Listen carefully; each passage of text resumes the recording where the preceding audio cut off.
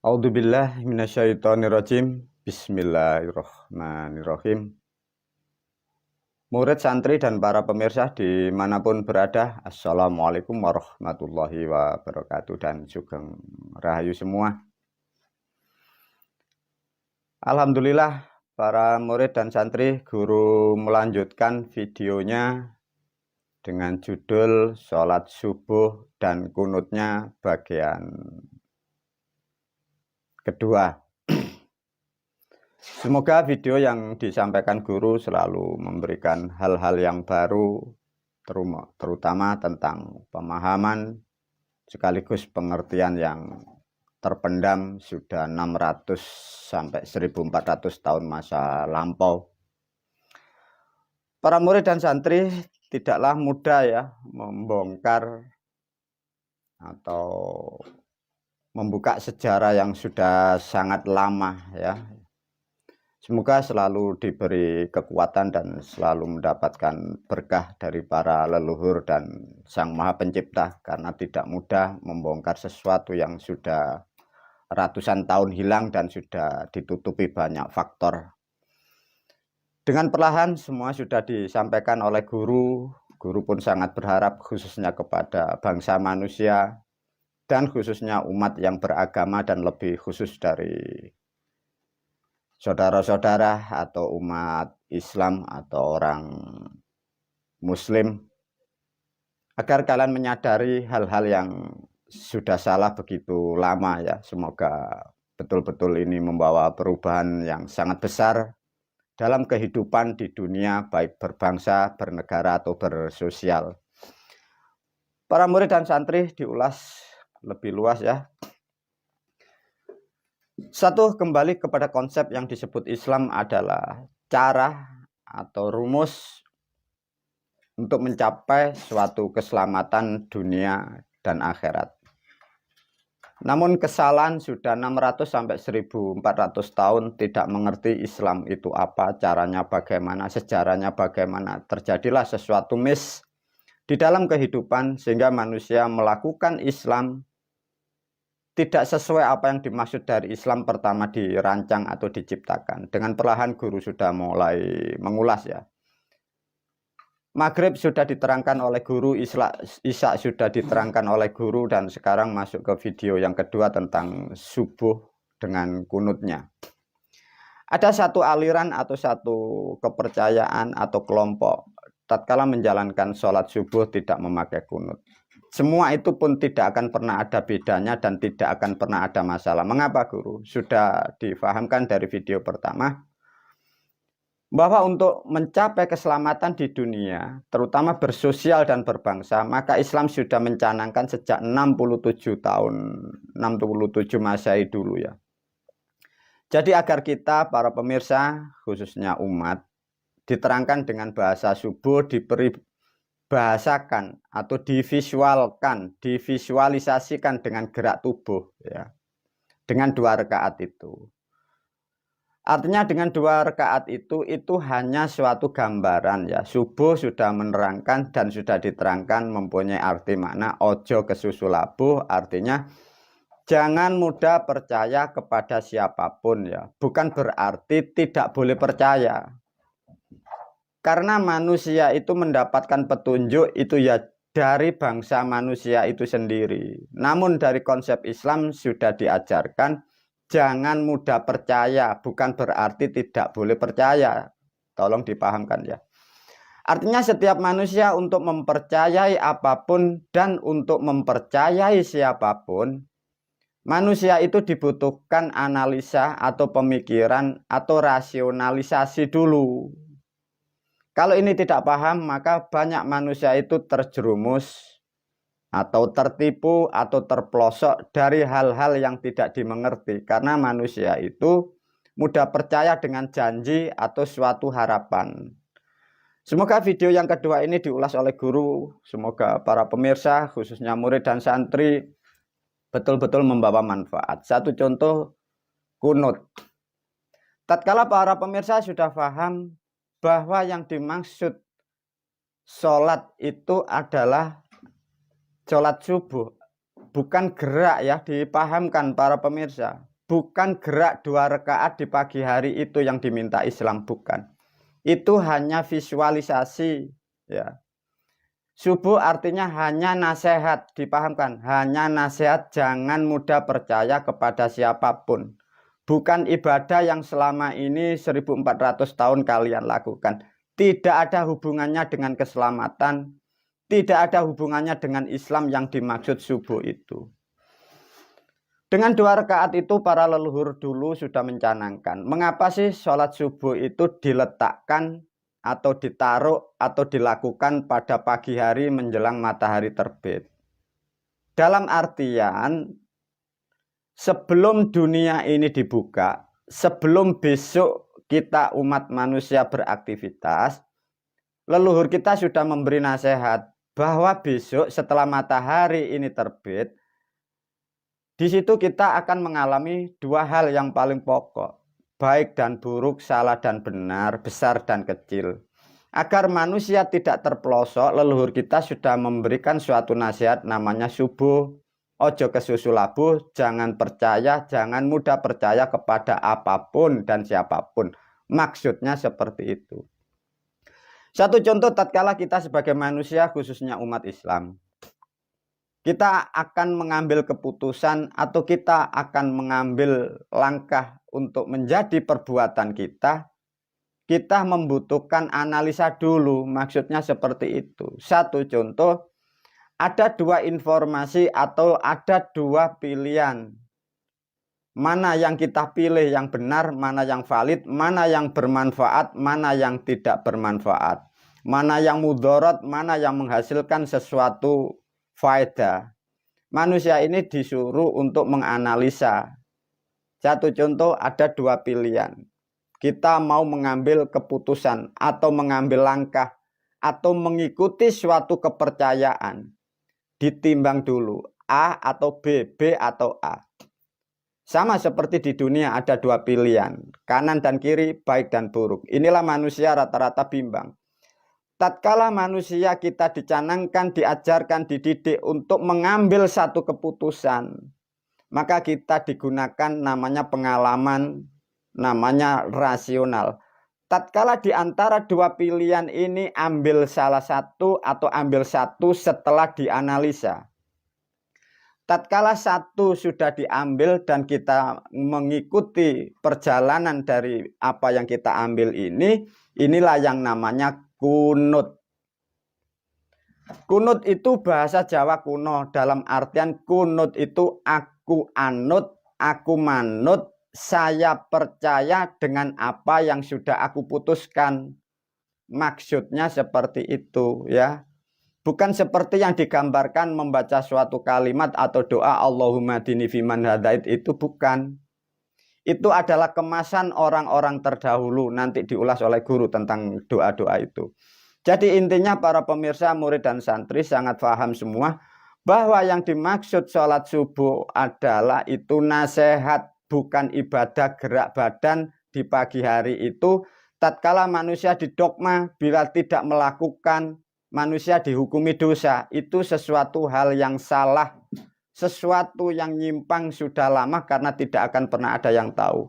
Semoga dengan penjelasan ini para pemirsa, khususnya umat yang beragama, sangat paham. Tatkala subuh sudah tahu bahwa itu dari bahasa Jawa, sekarang diulas. Satu contoh diilustrasikan, ada 2 pilihan. Agar kita mendapatkan pilihan yang bermanfaat, agar kehidupan kita terselamat, agar harta kita selamat, agar langkah-langkah kita selamat, keluarga kita selamat, maka ambil satu yang sudah Anda analisa. Ini namanya kunut. Aku manut dengan prinsip saya percaya dengan prinsip saya. Clear? Tatkala manusia sudah mempunyai pemilihan itu, karena sulitnya memilih suatu keyakinan, sulitnya mengikuti jejak-jejak orang yang dipercaya, sulitnya membuat keputusan untuk selamat, orang-orang terdahulu memberilah suatu gambaran atau nasihat atau wejangan. Satu contoh, untuk menemukan satu yang tepat dan yang benar, diibaratkan namanya jitok. Jitok itu posisinya di belakang. belakang kepala atau di bagian leher yang di belakang. Maka orang-orang terdahulu menyebutnya jitok. Untuk menemukan yang satu kebenaran yang mutlak dalam bahasa Jawa jitok, si jitok sing bener mutlak tidaklah mudah. Disimbolkan jitok itu di belakang leher artinya gaib dan misteri.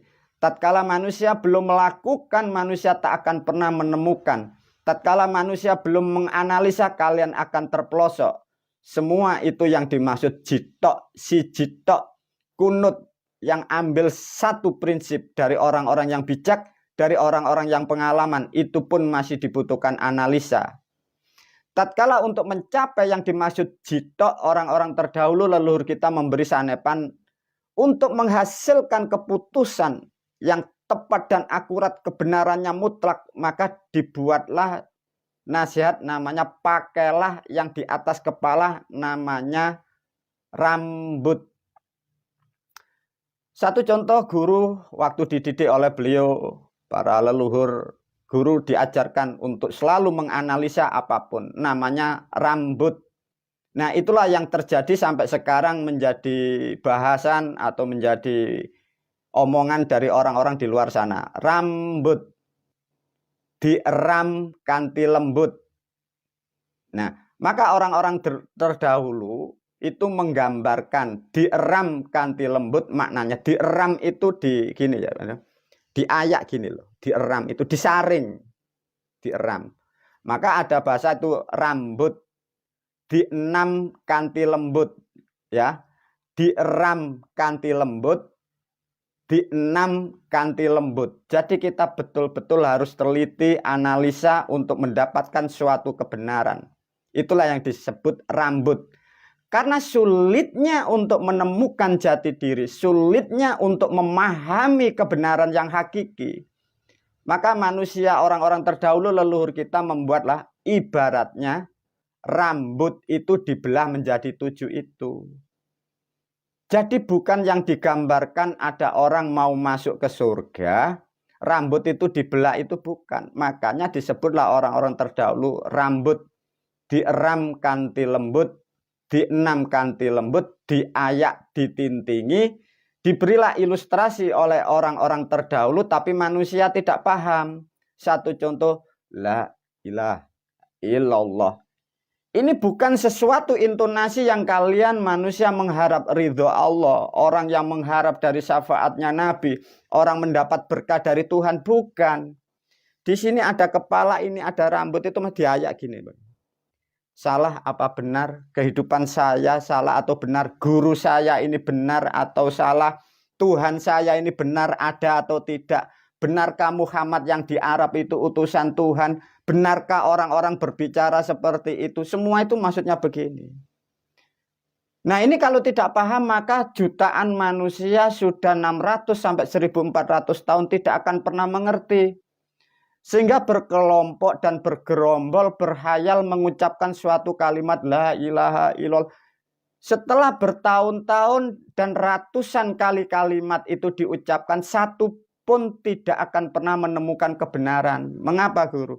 Karena tidak paham. Itu hanya peribahasa, ya. Itu hanya peribahasa. Tatkala sudah mengerti rambut diram kanthi lembut, dienam kanthi lembut, diayak ditintingi, temukan satu prinsip bahwa kebenaran yang mutlak hanya satu yang disebut jitok, si jitok. Tatkala satu cita-citamu terwujud, keputusanmu sudah kalian ambil, langkah siapkan. Maka di situ orang-orang terdahulu memberi peribahasa, tatkala prinsip sudah kamu ambil, gunakan namanya di sini batuk diembat-embat ben kepethuk, pikir yang tepat dan benar. Tatkala sudah prinsip hakikat kebenaran, tujuan Anda sudah kalian dapat, cita-citamu sudah Anda siapkan, ilmu yang tepat dan benar, maka di situ di sini ada namanya alis, maka manusia itu akan kalis dari sambikolo. Maksudnya apa? Tatkala ilmumu benar, yang kau jalankan benar, gurumu dalam kebenaran, kalian akan terselamatkan fid dunya wal akhirah, diberilah peribahasa orang-orang terdahulu dengan doa namanya sambikolo, itu tidak mengena, artinya kalis sambikolo. Maka di sini dinamakan kalis itu berhasil. Maka alis ini mempunyai sifat penyaring untuk meletakkan sesuatu hal yang merusak, dikeluarkan ke kanan atau ke kiri. Yang dimaksud kalis sambikolo, hilanglah sengkolo, hilanglah permasalahan, hilanglah goda, berhasil dari apa yang Anda lihat. Jadi cita-citamu yang ingin selamat fid dunya wal akhirah, Anda akan tersampai dan wujud cita-citamu. Tatkala Anda ingin jadi orang yang mulia, kalian pun akan mendapatkan kemuliaan. Tapi untuk mendapatkan kemuliaan, mengambil keputusan itu dibutuhkan pemikiran, dibutuhkan analisa. Benarkah kitabku ini? Benarkah guruku? Benarkah nabiku? Benarkah waliku? Benarkah rasul-rasul yang aku ikuti ini rasul? Ataukah dia seorang penipu atau pembual? Itu dibutuhkan hal-hal yang sangat istimewa. Tidak semudah kalian ke sana hanya mengikut. Benarkah Tuhan yang aku sembah ini Tuhan yang mutlak? Ataukah yang kita imani yang selama ini 1400 disembah manusia, benarkah itu Tuhan ataukah itu bangsa-bangsa setan yang menyesatkan? Itu dibutuhkan seperti ini. Nah, itulah para murid dan santri. Coba diulas para pemirsa, diajak analisa dengan sedikit. Rambut dieram kanti lembut, dienam kanti lembut, diayak ditintingi, salah atau benar, diuji oleh guru. Tatkala subuh sudah kalian fahami bahwa kita dituntut untuk menganalisa. Namanya subuh, ojo kesusu labu. Jangan mudah percaya kepada siapapun, baik kepadaku yang berbicara di dalam kamera ini. Aku pun yang berbicara pun kalian tidak mudah untuk percaya kepadaku, tapi analisa apa yang aku ajarkan. Demikian juga kepada guru-gurumu yang di sana, orang-orang yang kau puja-puja di sana. Benarkah itu yang kau pilih? Rambut dieram kanti lembut. Tatkala subuh maknanya bahasa Jawa, ojo kesusu labu. Kunut aku anut, saya percaya dengan keputusan saya. Artinya subuh bahasa Jawa. Sekarang diajak guru menganalisa. Di dalam kitab suci Al-Quran ada kata lailam minal masjidil haram ilal masjidil aqsa. Diilustrasikan ada orang Arab naik ke langit mendapat perintah sholat. Pertanyaannya, kalimat yang ada di dalam kitab suci Al-Quran salah atau benar? Dituntut kecerdasan Anda. Ini loh faktanya subuh ini dari Jawa. Ditulis di dalam kitab Lailam minal Masjidil Haram, ada orang ke Arab mendapat bahasa Arab. Salah atau benar? Kalau salah, lantas bagaimana? Berapa miliar manusia yang terpelosok? Para murid dan santri analisa betul-betul. Isya sudah aku terangkan. Isya no bahasa Jawa. Maghrib assalamualaikum maghrib urib bahasa Jawa. Kalau toh maghrib ini bahasa Jawa, isya bahasa Jawa, subuh bahasa Jawa. Lantas yang diyakini umat lailam minal masjidil haram ilal masjidil aqsa, Anda sudah bisa memutuskan itu salah dan benar. Kalau toh itu salah secara hukum, bagaimana? Bisakah disebut itu penipuan dan pembodohan? Lantas berapa miliar manusia yang terjerumus? Lantas kalau toh subuh itu hanya sebatas nasihat, jangan mudah percaya. Kalau isya itu isya no, mengerti, memahami dengan unsur dan elemen 4. Lantas di era kemarin-kemarin masyarakat umat seluruh dunia percaya adanya nabi dan rasul. Diilustrasikan dekat dengan Tuhan, dekat dengan Allah. Dibayangkan ada orang-orang yang katanya nasabnya habaib, dzurriyyah Rasulullah. Manusia berhayal tentang waliullah yang dekat dengan Tuhan, dengan simbol-simbol agama, melakukan perintah agama. Faktanya itu loh seperti ini. Bahwa itu suatu nasihat, tidak ada hubungan dengan Tuhan. Tidak ada hubungannya dengan Allah, tidak ada hubungannya dengan karomah, tidak ada hubungannya dengan mukjizat. Artinya buku dan kitab yang beredar selama 1400 tahun semua adalah nyimpang dan sesat. Manusia terjerumus dari cerita-cerita yang berkembang sudah begitu banyak. Lantas bagaimana para murid dan santri juga para pemirsa kalau sudah seperti ini? Masihkah kalian mengikuti jejak-jejak orang yang tersesat itu? Dan kitab-kitab yang diajarkan kepada putra-putramu bagaimana? Kitab-kitab yang diajarkan kurikulum negara kita bagaimana kalau faktanya seperti ini? Semoga yang aku sampaikan betul-betul mampu merubah kalian perubahan total. Karena mengapa? Coba para murid dan santri, 1400 tahun manusia ini melakukan hal yang tidak ada gunanya. Dalam kehidupan berbangsa dan bernegara tidak ada hubungannya dengan Allah. Tidak ada hubungannya dengan alam. Tidak ada hubungannya dengan surga.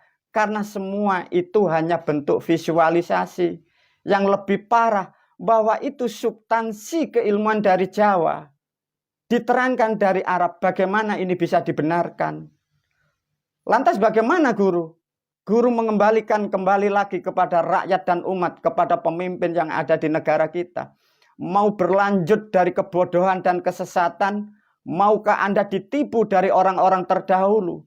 Sesungguhnya seluruhnya kita adalah korban dari cerita. Cerita itu kalian tak akan pernah tahu siapa yang membuat.